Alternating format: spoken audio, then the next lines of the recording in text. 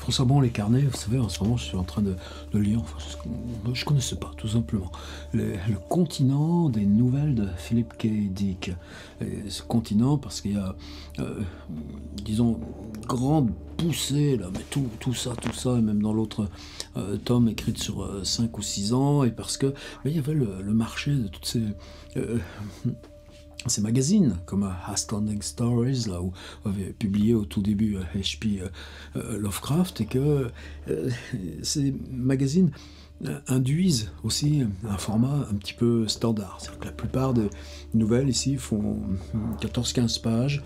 Des fois ça baisse jusqu'à 10, d'autres fois ça monte jusqu'à 20, mais toujours quelque chose de calibré. Et si c'est plus long, c'est calibré en sous-ensembles qui peuvent permettre de faire plusieurs numéros. Cette question du format, elle est là aussi chez H.P. Lovecraft. Et, vous savez, alors l'autre jour j'ai lu la toute première, la stabilité, ça m'a fait 40 minutes, ce qui est long quand même en lecture audio, même si ici on est en mode podcast, tranquille, on ne s'interroge pas, alors on n'est pas sur la course. Et cette nouvelle écrite à 18 ans, alors qu'en même temps il subit toutes ces attaques d'agoraphobie, plus question d'aller au lycée, et en même temps il découvre la lecture, et en particulier Marcel Proust. C'est un texte troublant parce qu'il y a plein de pistes qui seront réexplorées plus tard, et c'est là en gambergeant vaguement sur ces questions de format qui sont importantes, parce que qu'est-ce qui fait que quand on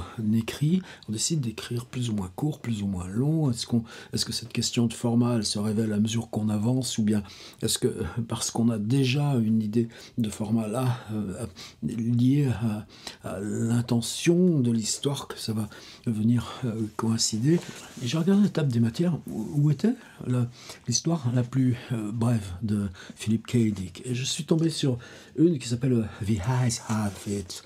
C'est traduit à vue d'œil, ce qui me plaît pas beaucoup, mais vous voyez, fait 2 grosses pages et une grosse page et demie, et c'est le seul texte bref comme ça, indépendamment des textes qu'on a pu perdre, des textes qui n'ont pas pu être achevés, etc. Mais celle-ci, elle a été publiée dans Science Fiction Stories, juin 1953, et le manuscrit est daté du 13 mai 1953. Or, entre le 13 mai 1953 et le 1er juin 1953, eh ben, je suis né. Donc, tu cherches là pour rien savoir quelle est la nouvelle la plus brève de Philip K. Dick, et puis tu le vois qu'elle est en train de bosser à ce texte, pile, hop là, j'arrive au monde, ce qui me concerne que moi. Mais disons que je vais vous la lire quand même. En plus, elle est vraiment intéressante. Alors, c'est traduit à l'origine par un gars qui s'appelle Alain Dorémieux. Et comme tout le volume, ça a été repris et révisé par Hélène Collomb. Et c'est un boulot remarquable qui tombe en bouche tout seul. Et ça m'a vraiment surpris là en plus, puisque vous allez voir, il va s'agir d'expressions toutes faites. Expressions toutes faites concernant le corps. Donc, la transposition amérique-français, c'est pas simple. Et vous allez voir comment il s'en tire. Philip K. Dick, The Eyes Have It. C'est par le plus grand des hasards que j'ai découvert l'existence d'une incroyable invasion de la Terre par des êtres originaires d'une autre planète. Jusqu'à présent, je n'ai rien fait pour l'arrêter. Et je ne vois pas très bien ce que je pourrais tenter. J'ai bien écrit au gouvernement, mais je n'ai reçu en retour qu'une brochure sur l'entretien des maisons à charpente en bois. Quoi qu'il en soit, l'affaire est connue. Je ne suis pas le premier à m'en apercevoir. Peut-être même maîtrise-t-on la situation. J'étais assis dans mon fauteuil, à feuilleter négligemment un livre de poche trouvé dans l'autobus, quand je suis tombé sur une allusion qui m'a mis sur la piste. Dans un premier temps, je n'ai pas réagi. Il m'a fallu un bon moment pour saisir tout le sens de ce que je venais de lire. Mais après cela, je me suis étonné de n'avoir pas compris tout de suite. Il s'agissait clairement d'une référence à une espèce non humaine aux invraisemblables facultés, sans rien de commun avec les autochtones de ce monde. une espèce dont les membres, je me hâte de le préciser, sont habitués à se déguiser en êtres humains ordinaires. Mais ce masque tombait dès lors qu'on prenait en compte les observations de l'auteur du livre. D'emblée, il était évident qu'il savait tout. Oui, il était au courant. Il acceptait la chose sans sourciller. La phrase qui avait éveillé mes soupçons, j'en tremble encore en y repensant, comportait le passage que voici. Ses yeux errèrent lentement dans la pièce. De vagues frissons m'assaillirent.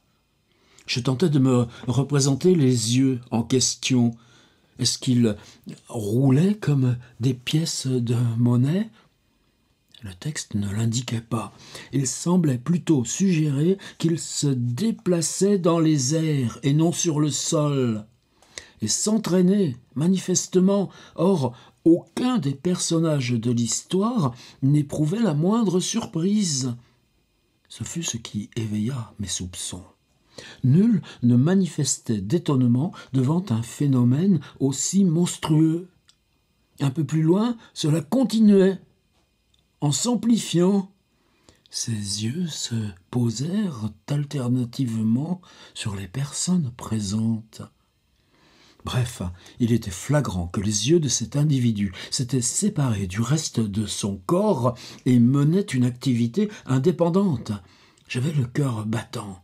Mon souffle restait bloqué dans ma gorge. Je venais de repérer accidentellement une référence à une espèce entièrement différente de la nôtre et qui, à l'évidence, n'était pas terrestre. Pourtant, du point de vue des personnages du livre, elle était tout à fait normale, ce qui laissait entendre qu'ils appartenaient à la même espèce. Et l'auteur, mon doute se fit plus insistant. Cet homme-là acceptait un peu trop facilement la situation. De toute évidence, elle n'avait pour lui rien d'extraordinaire. Il ne faisait aucune tentative pour dissimuler le fait qu'il était au courant. Quant à l'histoire, elle se poursuivait ainsi. Enfin, ses yeux se fixèrent sur Julia. Étant une dame, Julia était suffisamment bien élevée pour s'en indigner. On disait qu'elle rougissait et fronçait les sourcils avec colère. Cette description me fit soupirer de soulagement. Ce n'étaient donc pas tous des extraterrestres, mais le récit continuait. Lentement, calmement, ses yeux la détaillèrent de la tête aux pieds. Juste ciel. Heureusement, à cet instant-là, la fille tournait les talons et sortait en coup de vent. Fin de l'incident. Je me suis laissé aller contre mon dossier en m'étranglant d'horreur. Ma femme et mes enfants m'ont regardé avec surprise. « Quelque chose ne va pas, chérie ?» m'a demandé mon épouse. Je ne pouvais lui dire la vérité. Une révélation pareille, c'était trop lourd pour une personne ordinaire. Il fallait que je garde cela pour moi. Non, c'est rien, j'articulai avec peine avant de me lever d'un bond et de quitter la pièce en toute hâte, en emportant le livre. Je me suis réfugié dans le garage pour reprendre ma lecture. Ça ne s'arrêtait pas là. Tout frémissant, j'ai lu le passage révélateur que voici. Il passa un bras autour des épaules de Julia. Elle lui demanda bien vite de l'enlever, ce qu'il fit aussitôt avec un sourire. L'auteur ne précisait pas ce que le type faisait de son bras après se l'être enlevé. Peut-être le laissait-il posé verticalement dans un coin, ou bien le jetait-il à la poubelle. Peu importait. Ce qui comptait, c'était la signification réelle de l'acte évoqué. On avait donc affaire à une catégorie d'êtres capables de retirer à volonté diverses portions de leur anatomie. Les yeux, les bras, peut-être bien d'autres choses encore, et le tout sans broncher. J'ai fait appel à mes notions de biologie qui m'ont alors rendu un fier service. Il s'agissait sans aucun doute de créatures rudimentaires de type unicellulaire, ou d'êtres primitifs, pas plus développés qu'une étoile de mer. Et les étoiles de mer peuvent faire ce genre de choses, on le sait. Je me suis remis à lire. J'en suis venu à une scène épouvantable. Négligemment lâché au beau milieu du livre par l'auteur qui n'en paraissait pas le moins du monde affecté. Devant le cinéma, nous nous sommes séparés. Une moitié d'entre nous a décidé d'entrer, tandis que l'autre allait dîner dans une brasserie. Mince. Mitose donc. Division cellulaire donnant deux entités distinctes viables. C'était sans doute le tronc et les jambes qui étaient partis à la brasserie, puisque c'était plus loin pendant que toutes les moitiés supérieures allaient au cinéma. J'ai poursuivi ma lecture, les mains agitées de tremblement. J'avais vraiment mis le doigt sur quelque chose. Ma raison s'est mise à chanceler. J'ai déchiffré ces lignes. Malheureusement, ça ne fait guère de doute. Une fois de plus, le pauvre Bibney a perdu la tête. Phrase suivie par ces mots, et Bob dit qu'il n'a absolument rien dans le ventre. Pourtant, Bibney ne s'en sortait pas plus mal que les autres personnages, à commencer par l'un d'entre eux qui subissait lui aussi un sort bien singulier, puisqu'on disait de lui « il était sans cervelle ». Après le passage suivant, il ne pouvait plus subsister le moindre doute. Julia, que j'avais prise pour la seule et unique personne normale du lot, se révélait être elle aussi une forme de vie extraterrestre, puisque, de son plein gré, Julia avait fait don de son cœur au jeune homme. On ne disait pas ce qu'il en faisait, mais je ne m'en souciais pas. Il était évident que Julia suivait son mode de vie habituel, comme tous les autres personnages du livre. Sans cœur, ni bras, ni yeux, ni cerveau, ni rien dans le ventre, se divisant quand les circonstances l'exigeaient, comme si de rien n'était. Sur quoi elle lui donna sa main. J'en ai eu la nausée. Comme si le cœur ne suffisait pas, voilà que ce vaurien recevait sa main. J'ai frissonné en songeant à ce qu'il avait bien pu en faire. Il lui prit le bras.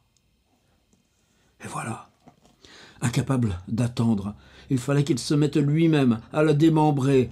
Écarlate, j'ai refermé le livre d'un coup sec et bondi sur mes pieds, mais pas assez vite pour éviter que mon regard ne se porte à une dernière allusion à ces morceaux d'anatomie insouciants dont les déplacements avaient au départ éveillé ma vigilance.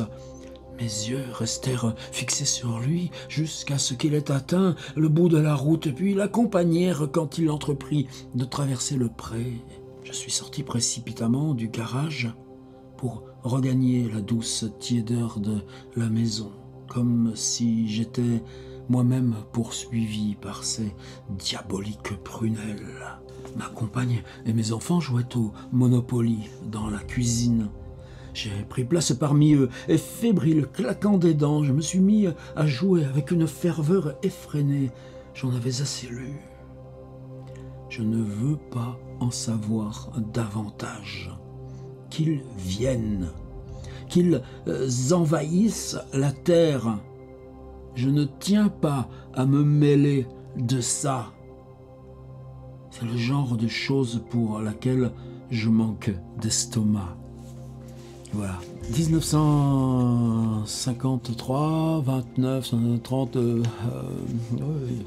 il a 24 ans, Philip K. Dick. Ça me donne envie de, vous savez quoi, de relire aussi, ou de reprendre la traduction de Ambrose Bierce, vous savez, les disparitions non élucidées. 4 pages écrites, juste là, Philip K. Dick, super gentil, pour fêter ma naissance.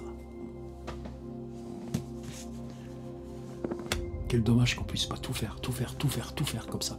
Manger toute la littérature et la redonner à voix haute. garder le sentiment d'être là, tous ensemble, et que ça serve à quelque chose.